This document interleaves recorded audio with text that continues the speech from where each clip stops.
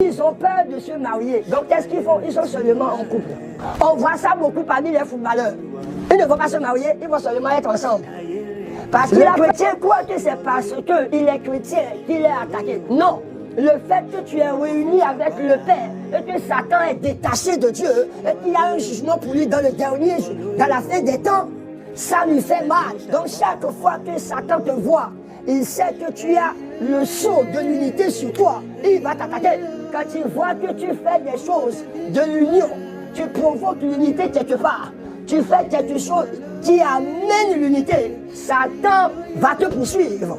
Sachez-le très bien que Adam n'avait pas de problème. Jusqu'au jour où il a connu une femme et il a dit: ah, tu es l'os de mon os, tu es la chair de ma chair, on t'appellera la femme.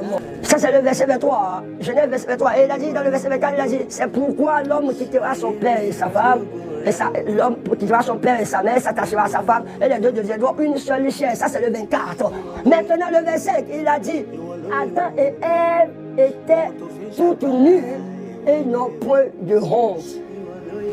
Ça c'est le verset 25. Vous allez voir qu'après ce verset, le verset qui va suivre, ou bien le chapitre qui va suivre, on nous a parlé de Satan, qui a commencé par vouloir les attaquer.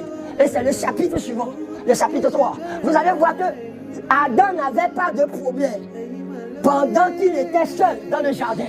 Mais au moment où Dieu a orchestré quelque chose qui va amener l'unité, c'est dès ce moment-là que Satan était aiguille. Donnez-nous ce verset, Genèse, suivez-moi attentivement, Genèse chapitre 2, montrez-nous le verset 24 et le verset 25. Vous allez voir que c'est là où la programmation, Genèse chapitre 2, le verset 24 et le verset 25, c'est là où le projet, la programmation de l'unité a vu le jour. L'union entre l'homme et la femme. Et immédiatement, le verset qui va suivre, qui est le verset 25, le verset a dit que les deux étaient nus, mais ils n'ont pas honte.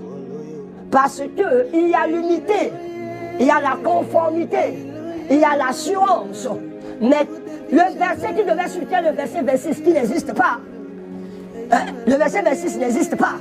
Donc, vous allez voir dans votre Bible que le verset 26 n'existe pas. C'est le autre chapitre qui est entré. C'est le chapitre 3. Et dès le premier verset du chapitre 3, vous allez voir quoi? Satan a déjà commencé. Comment il va les détruire? Donnez-nous ce verset. Le verset 25.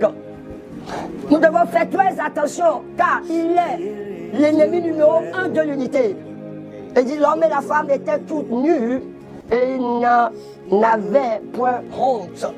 Vous allez voir qu'il n'y a pas de